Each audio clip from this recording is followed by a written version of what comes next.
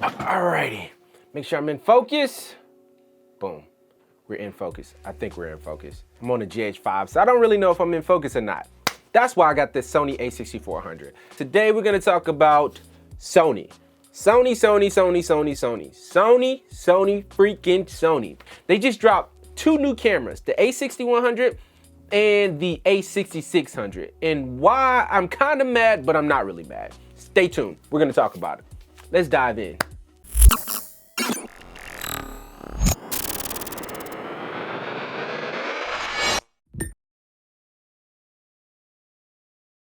All right, so if you are a camera geek like myself and you like different gear and all kind of new cameras and accessories and everything, then you probably already know that Sony just dropped two new cameras. They dropped the A6100 and the A6600.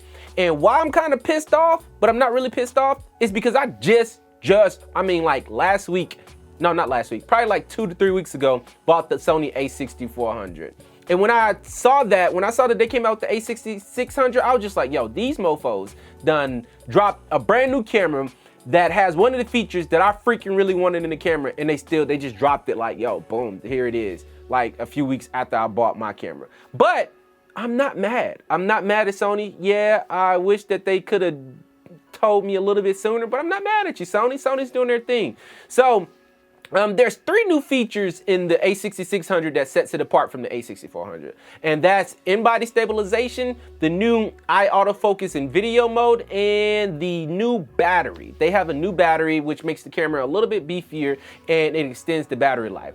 Aside from those 3 things, the camera is just okay. It's no really big different from the A6600. I mean, the A6400. They need to change those names. A66, A64, A61, whatever. Just name it something different, because that gets annoying. But anyway, so they came up with the A6600 that replaces the A6500, and I guess the A6400 replaced the A6300. Man, that's a lot of A66s and 64s. But so the new features inside of the A6600, it kinda didn't wow me. I was watching some YouTube videos and I'm just like, yo, with some of my favorite content creators, like, yo, they were vlogging with it, and I really didn't see the in-body stabilization features really excel. Maybe if you're doing photos and you get rid of those micro jitters, but as far as people vlogging with it, like I got my, hold on.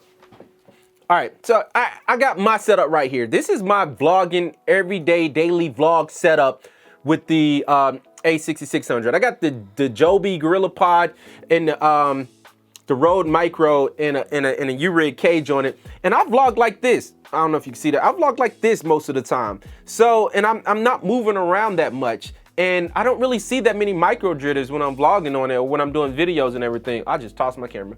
I'm slow. Hey. You okay, baby? Okay, yeah, my camera's okay.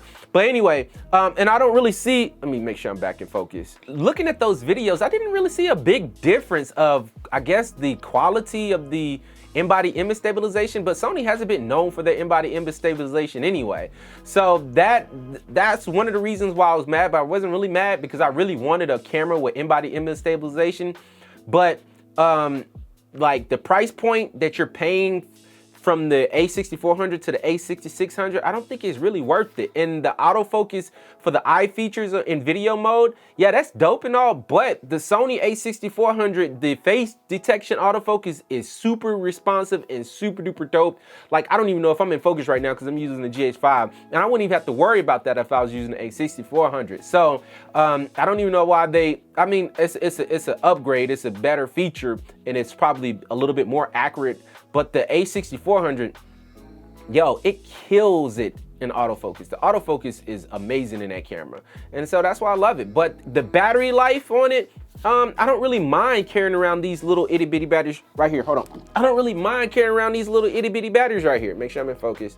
See, this is one thing. This is why I don't really vlog on the GH5 that much, because I got to make sure I'm in focus. So I don't really mind using ththese little batteries. And Sony done upgraded their battery to a bigger battery. I don't know the specific name of it because I'm new to the Sony ecosystem, but apparently it's in the A7 III. And I don't really care because I'm coming from really big batteries from the GH5 and Canon. So These little small batteries, I can put about 3 or 4 of these in my pocket, swap them out, and I'm good to go. I'm not filming for hours and hours on end, so I don't really need that many little small I don't really need 1 or 2 batteries and just extended battery life. So the A6400 is literally perfect for me. And I think one of the biggest benefits of buying the A6400 over the A6600 is the fact that I bought a $800 camera that gives me 4K, that has great autofocus features, that's just amazing for vlogging, has a flippity up your screen, and I was able to get the 16mm Sigma 1.4 lens. So, and that was all for around the same amount I would have paid for the A66 body by itself. To me, that's a no-brainer. Glass always outlasts the body. So I was able to invest into the Sony ecosystem and buy me a new, sharp, beautiful 16mm lens to vlog with that's better than the kit lens in my opinion. So those are just my reasons of why I don't really care that Sony came out with the 6600, but I do care. Wish they would just do some of the features into the A6400, but those ain't like life-changing, altering me selling my A6400 and going to get the 6400. I mean A6400 and going to get the 6600. Man, that's confusing. Y'all just need to change the freaking names to something totally different. A64, A6. Nah, not even that. Just get rid of the 6s. Nobody likes 6s. But yeah, man, that's just my rant. I'm sticking with the A6400. I'm not selling it to upgrade to the A66. I'm gonna stick with it, and it serves my purpose for talking head videos like I'm doing right now.